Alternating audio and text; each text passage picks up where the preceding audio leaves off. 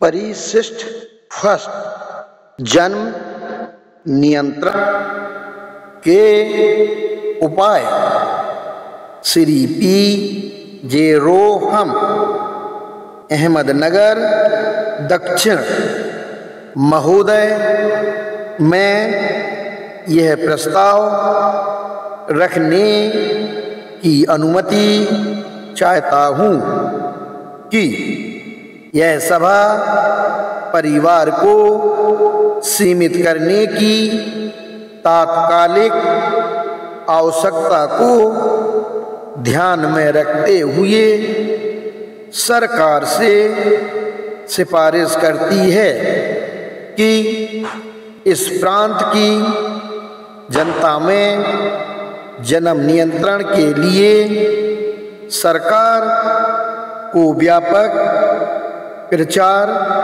करना चाहिए और जन्म नियंत्रण के कार्य के लिए समुचित सुविधाएं भी उपलब्ध करानी चाहिए।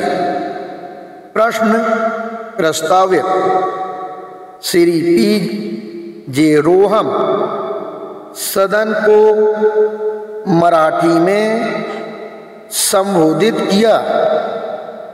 जन्म नियंत्रण की अनिवार्यता को शिक्षित वर्ग ने अब तक पूरी तरह से समझ लिया है और सौभाग्य से हमारे देश में नेता भी इस विषय पर एकमत हैं। पंडित जवाहरलाल नेहरू, गुरु रविंद्रनाथ ठाकुर और श्रीमती सरोजिनी नायडू जन्म नियंत्रण आंदोलन के महत्व एवं अनिवार्यता को बहुत अच्छी तरह जानते हैं और गर्भ निरोधकों के पक्ष में भी हैं। भारतीय राष्ट्रीय कांग्रेस के अध्यक्ष बाबू सुभाष चंद्र बोस ने भी अपने अध्यक्षीय भाषण में यह कहा है, यदि हमारी जनसंख्या जैसा कि निकट अतीत में हुआ है दिन दूनी रात चौगुनी बढ़ती गई तो संभव है हमारी योजनाएं असफल हो जाएं। यहाँ तक कि बहुत समय पहले महात्मा गांधी ने भी लिखा था। उस दुख को मैं पाठकों को से छिपाना नहीं चाहता जो मुझे देश में जन्म संबंधी सूचना पाकर होता है। पेज पर अतिरिक्त टिप्पणी जो यह श्री पी जे रोहम द्वारा दिया गया भाषण है। उन्होंने स्पष्ट रूप से कहा है कि यह भाषण सभी प्रकार से डॉक्टर अंबेडकर द्वारा अपने भाषण के लिए तैयार किए गए मुद्दों पर आधारित है और डॉक्टर अंबेडकर ही इस भाषण के जन्मदाता हैं। श्री रोहम यह भी कहते हैं कि डॉक्टर अंबेडकर ने उस भाषण को पुनः प्रस्तुत करने के लिए उन्हें बधाई दी जिसे उन्होंने सदन में देने के लिए सोचा था, किंतु उस दिन यानी 10 नवंबर 1938 को सदन में अनुपस्थित होने के कारण नहीं दे सके थे।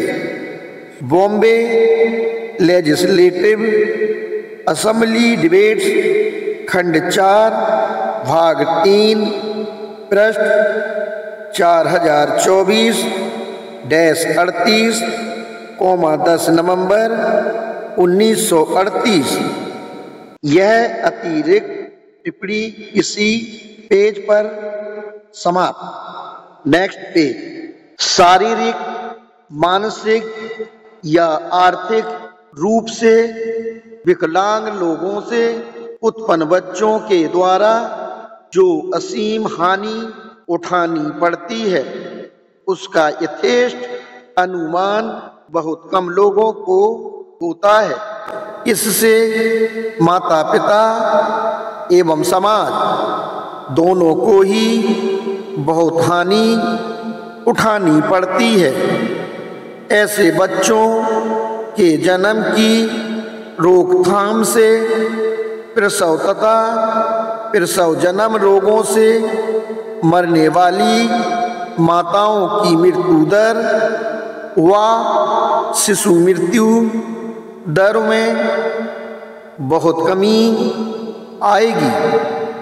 जीवन की प्रधान आवश्यकताओं तक के अभाव से भी होने वाले रोगों को दूर कर जनसाधारण के स्वास्थ्य को सुधारा जा सकेगा।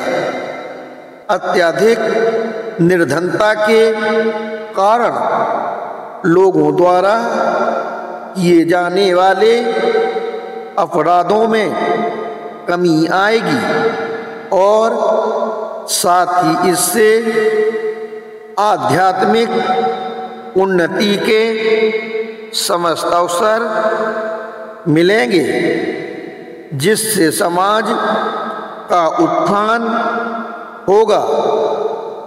वर्तमान जीवन के कठिन संघर्ष में बहुत लोगों का विवाह यथा समय नहीं हो पाता, जिससे वे अनेक प्रकार के रोगों एवं बुरी आदतों के शिकार हो जाते हैं।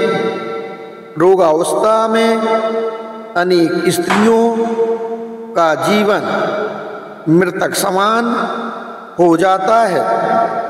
अधिक संख्या और जल्दी जल्दी बच्चे पैदा होने, जल्दी जल्दी बच्चे पैदा करने में कुछ तो अपनी जान गंवा बैठती हैं। अनचाही संतानों की रोकथाम के उद्देश्य से गर्भपात के प्रयत्नों ने स्त्रियों की मरने की संख्या अत्यधिक बढ़ा दी है। अनचाही संतानें अपनी माताओं से प्रायः तिरस्कृत रहती हैं। इस कारण वे और कुछ नहीं बल्कि समाज के लिए बोझ बन जाती हैं। आगे चलकर ये रोगग्रस्त लोग सदोष बच्चों को उत्पन्न कर समाज को और भी बदतर स्थिति में पहुंचा देते हैं। जन्म नियंत्रण एकमात्र उत्तम उपाय है जो इन संकटों को टाल सकता है।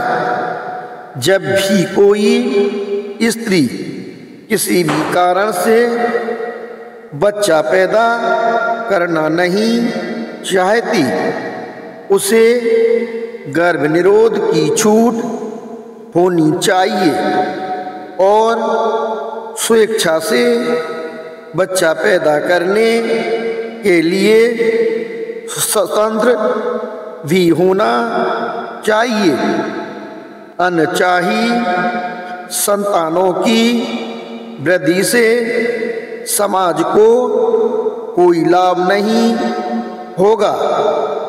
माता पिता द्वारा चाहे गए बच्चे ही समाज के लिए हितकर होंगे और इसलिए प्रत्येक स्त्री को आसानी से गर्भ निरोध की सुविधा उपलब्ध कराई जानी चाहिए। अनैतिकता का मूल कारण गरीबी ही है। बिना 1931 के सम्मेलन में डॉक्टर टोंडलर द्वारा पढ़े गए लेख का निम्नलिखित अंश आवास की अपर्याप्तता के दुष्परिणाम को स्पष्ट करेगा।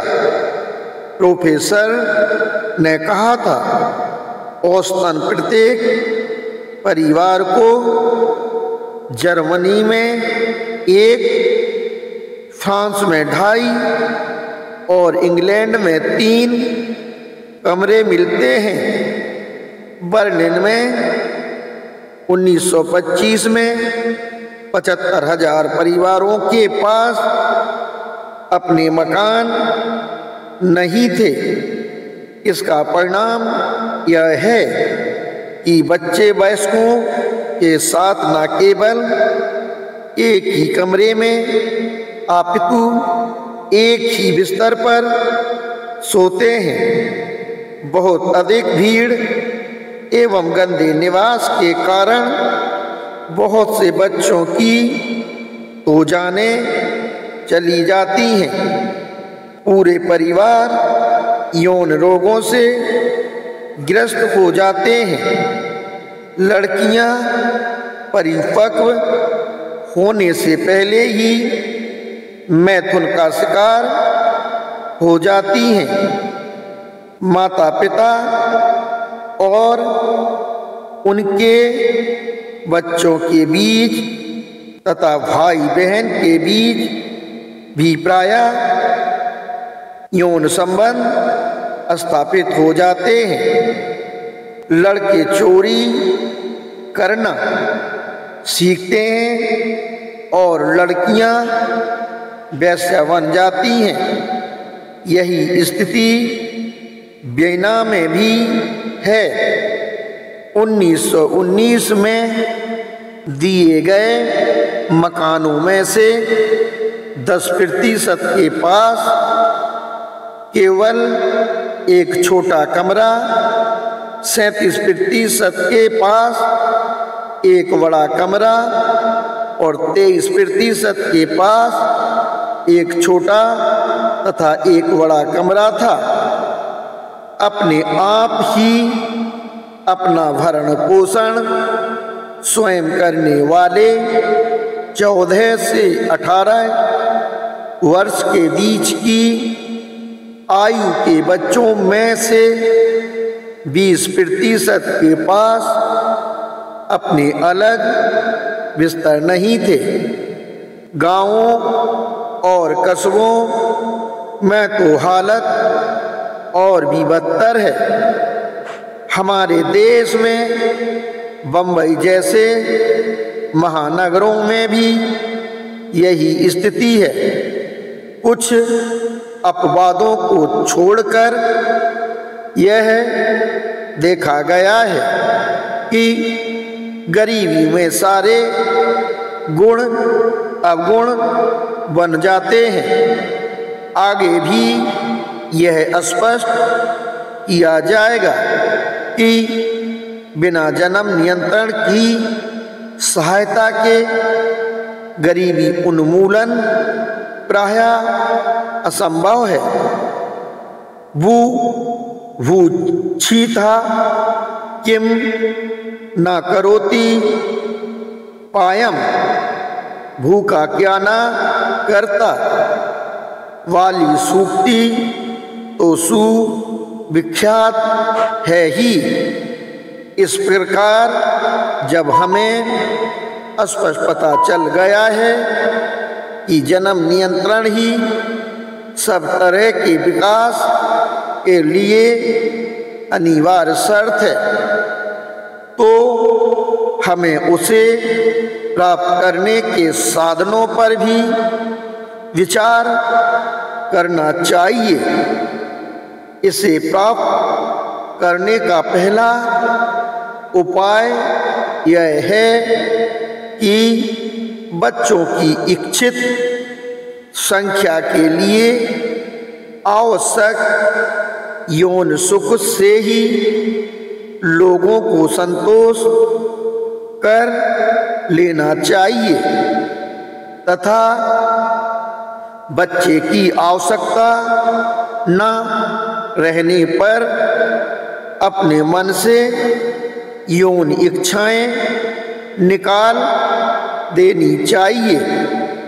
पहले उपाय के लिए यह अवश्य ध्यान रखना चाहिए कि अविवाहित अवस्था में ब्रह्मचर्य पालन संभव हो जा सकता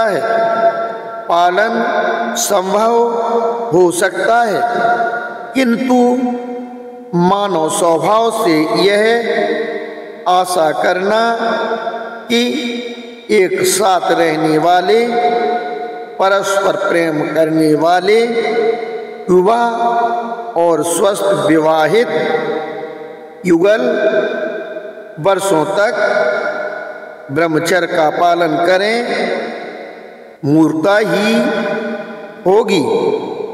इसमें संदेह नहीं कि काम सुखों की उपस्थिति से भी जिनके मन प्रभावित नहीं होते हैं, ऐसे दृढ़ निश्चयी व्यक्तियों को छोड़कर साधारण मानव इन काम सुखों के सम्मोहन में पड़कर इनका शिकार अवश्य हो जाएंगे।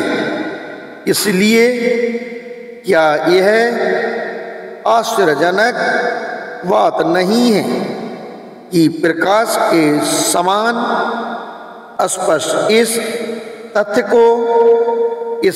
का कुछ लोगों ने खंडन किया है। विभिन्न देश एवं कालों के अनुभव से यह पाया गया है कि जन्म नियंत्रण के लिए आत्मसंयम सर्वथा अनुयोगी सिद्ध हुआ है। ब्रह्मचर्य की वकालत करने वाले भी यह दावा नहीं कर सकते हैं कि साधारण आदमी आजीवन पूरी तरह से मैथुन मुक्त रहने में समर्थ हो सकेगा। यदि वर्ष में एक दिन के लिए ब्रह्मचर्य का पालन छोड़ दिया जाए तो यह वार्षिक गर्भधारण की संख्या को बढ़ाएगा।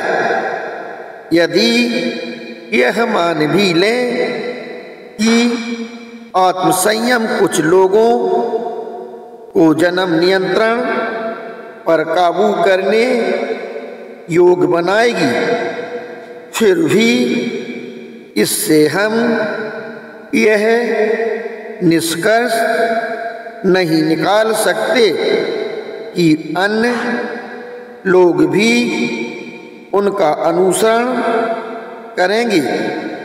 यह ध्यान रखना आवश्यक है कि जैसे विभिन्न व्यक्तियों में भूख की तीव्रता अलग अलग होती है, उसी तरह प्रत्येक व्यक्ति में काम वासना भी अलग अलग होती है। हिंदू धर्म ग्रंथों में उल्लिखित नियमों का कठोर पालन, परिवार नियोजन के आदर्श की अवहेलना करता है। उदाहरण के लिए विष्णु स्मृति का श्लोक 8 अध्याय 54 कुछ विशिष्ट दिनों पर मैथुन करने का आदेश दे। महोदय श्रीमती सरोजिनी मेहता MA की लिखी पुस्तिका माननीय सदस्यों को मिल गई है। मैं उसे पूरा नहीं पढ़ूंगा, अपितु उसमें से कुछ अंश ही यहाँ उद्धृत करूंगा। जब भी जन्म नियंत्रण विषयक चर्चा चलाई जाती है, तब हमारे विरोधी यह राग अलापने लगते हैं कि ब्रह्मचर्य हमारे देश के लिए उत्तम उपाय है और यही अच्छा होगा कि पश्चिम देशों को उनके अपने कृत्रिम उपायों से लाभ उठाने दें। इन माननीय सदस्यों से मैं विनम्रता पूर्वक जानना चाहता हूं कि ये लोग किन आधारों पर ऐसी धारणा रखते हैं। यह कहा गया है कि हमारे देशवासी आध्यात्मवादी हैं, जबकि पश्चिम के लोग भौतिकवादी हैं। तोते की तरह रटी इस बात को सुनते सुनते अब कान पकने लगे हैं। किस तरह से हमारे देशवासी आध्यात्मवादी हैं? क्या हमारे देशवासी संसार त्याग कर सन्यासी हो गए हैं? क्या मात्र कुछ लोकप्रिय नारे जैसे सब कुछ मिथ्या है, सांसारिक जीवन का मोह त्याग देना चाहिए कि पुनरावृत्ति लोगों को आध्यात्मवादी बना देगी? क्या हमारे प्रत्येक गांव के गरीब और निर्दोष कर्जदार तथा उनकी खाल उतार लेने वाले शायलॉक शेक्सपियर का एक धूर्त चरित्र मौजूद नहीं है? क्या विधवाओं की धरोहर को निगलने वाले साहूकार हमारे यहाँ नहीं है? क्या हम लोगों के बीच ऐसे शैतान नहीं हैं जिन्होंने विधवाओं को गुमराह कर उन्हें असहाय जीवन जीने को विवश कर दिया है? क्या हम दावा कर सकते हैं कि हमारे समाज में ऐसे लोग नहीं हैं जिन्होंने अपनी पवित्र और समर्पित पत्नी को घर से निकालकर वेश्यावृत्ति के द्वार तक नहीं पहुंचा दिया है?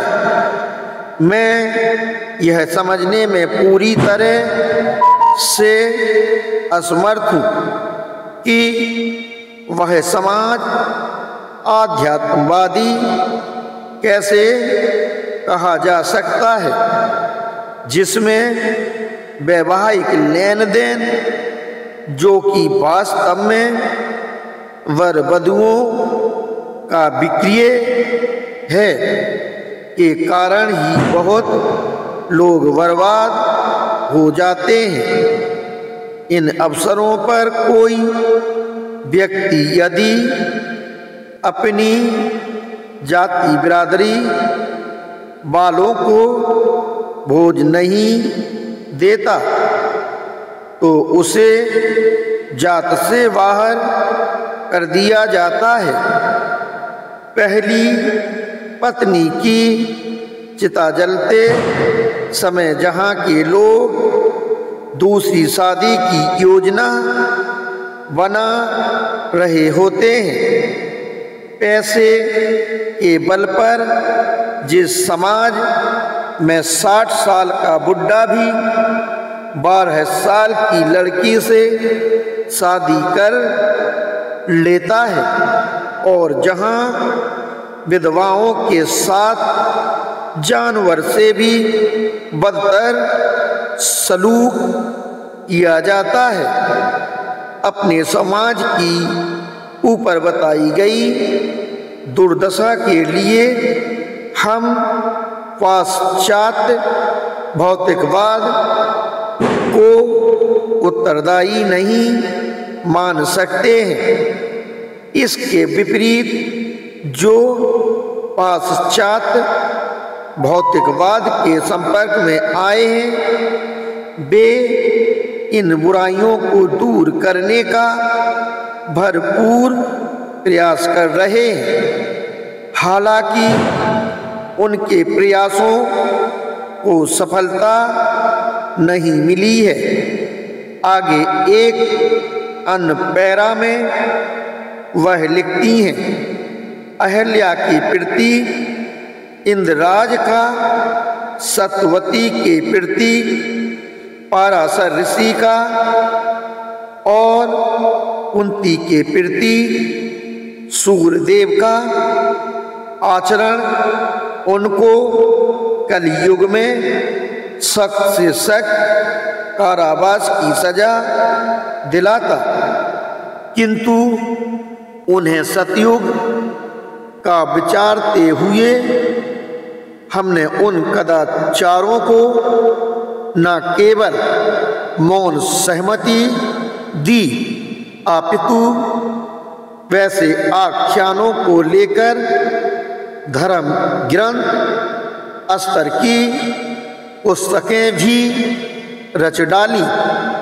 और इस बात पर जोर भी दिया कि इन पुस्तकों को बच्चों की पाठ्य पुस्तक के रूप में रखा जाना चाहिए।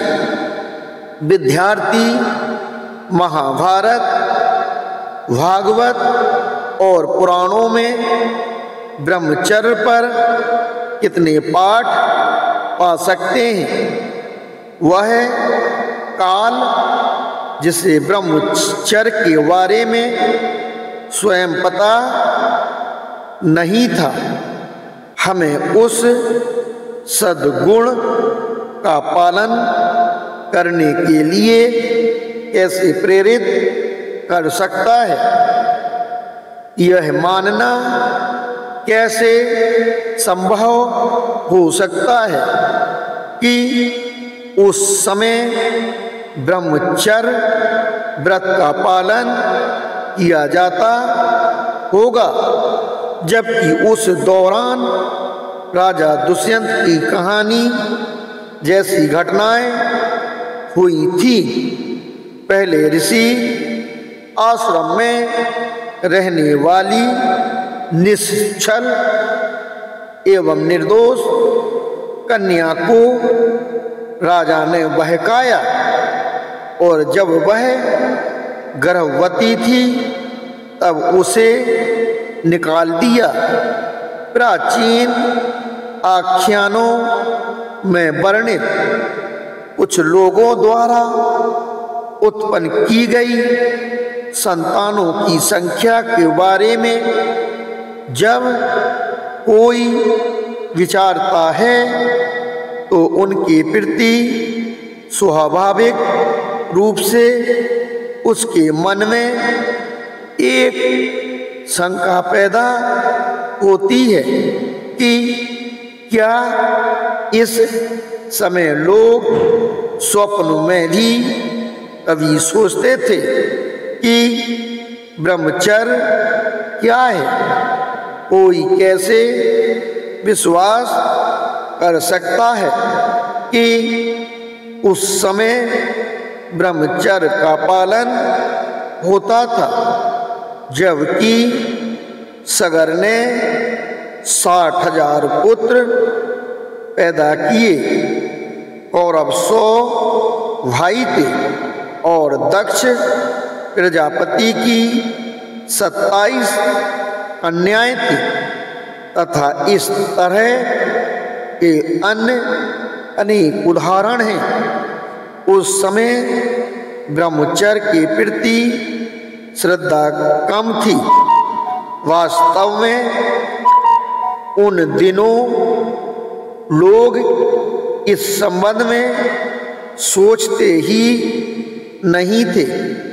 किसी भी भौतिकवादी देश से हमारे देश की जन्म दर कम नहीं हो रही है, तब भी ब्रह्मचर्य का पालन नहीं होता है। जब पहले से ही कई बच्चों की मां के प्राण पुनः दूसरे प्रसव से खतरे में पड़ गए हों, इसका पालन भूखों मरने वाले कंगालों के परिवार में भी नहीं किया जाता है। जहां परिवार में एक भी नए सदस्य का आना किसी भारी विपत्ति से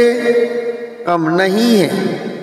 इस बेरोजगारी के समय में भी जबकि पुत्रों के लिए मकान की व्यवस्था व्यवहारिक रूप से असंभव है, मध्यवर्गीय परिवारों में प्रत्येक वर्ष या 1.5 वर्ष में अतिरिक्त बच्चे पैदा होते रहते हैं। जिन जातियों में दहेज प्रथा प्रचलित है, उनमें पुत्री का जन्म होने पर माता पिता पर दुख का आसमान टूट पड़ता है। वे पुत्री को या तो प्रारंभ में ही मार देते हैं या इतने तिरस्कृत रूप से उसका पालन पोषण करते हैं कि उसकी स्वाभाविक मृत्यु हो जाती है। इन सब घटनाओं के बावजूद वे लड़की उत्पन्न होने की संभावना को टालने के लिए भी ब्रह्मचर्य का पालन नहीं करते हैं। इन सब घटनाओं के बावजूद हम यह घोषणा करते हैं कि मात्र ब्रह्मचर्य ही हमारे देश के लिए आदर्श है। ऐसे आचरण का सांसारिक उपयोग क्या है? वास्तव में हमें यथार्थ स्थिति को ही ध्यान में रखना चाहिए। क्या है केवल आदर्शों की बात करने से हमारी स्थिति में कोई सुधार होने वाला नहीं है। Doctor KV. अंत्रोलीकर महोदय इसे पढ़ा हुआ मान लिया जाए, क्योंकि सभी सदस्यों ने इसे प्राप्त कर लिया है। श्री पी.जे. रोहम महोदय, मैं यह स्पष्ट कर चुका कि मैं इसे पूरा नहीं पढ़ रहा हूँ। मैं अपने माननीय मित्र डॉक्टर अंत्रोलीकर से निवेदन करता हूँ कि वह कृपया धीरज रखें। वह आगे कहती हैं, इसलिए यदि उनके हृदय में देश कल्याण की भावना हो तो उन्हें यथासंभव ब्रह्मचर्य को लोकप्रिय बनाने का प्रयास करना चाहिए। इस कार्य को क्रमबद्ध ढंग से करने के लिए वे संस्थाओं का निर्माण भी करें। ये सब कार्य उन्हें वैसे ही करने हैं जैसे जन्म नियंत्रक अपने गर्भ निरोधकों की लोकप्रियता के लिए कर रहे हैं। यदि वे इस विषय में कुछ करने में असमर्थ या अनिच्छुक हैं तो इससे गर्भ निरोधकों के हिमायतियों के हाथ ही मजबूत होंगे। जैसा कि एक चिकित्सक ने बड़ी विवेकपूर्ण टिप्पणी की है कि औरतों के प्रसव के दौरान होने वाली पीड़ाओं को यदि पुरुषों को सहना पड़े तो कोई भी पुरुष एक से अधिक बच्चा पैदा करने के लिए कभी भी तैयार नहीं होगा। यह मानना गलत है कि अब तक समाज के सामने बड़े परिवार का आदर्श है, इसलिए कोई भी अपने परिवार को सीमित करना नहीं चाहता है। ऐसे लोग विरले ही हैं जो गंभीरता पूर्वक बड़े परिवार की जिम्मेदारी लेना पसंद करते हों। साधारण आदमी अपना परिवार छोटा रखना चाहते हैं और वे गर्भपात, शिशु हत्या आदि क्रूर विधियों का सहारा लेने से भी झिझकते नहीं हैं। 1934 में पीपुल्स ट्रिब्यून में छपे एक विवरण के अनुसार 1933 में केवल संघाई की गलियों से ही 24,000 शिशुओं के शव प्राप्त किए गए और यही स्थिति प्रायः पूरे चीन की है।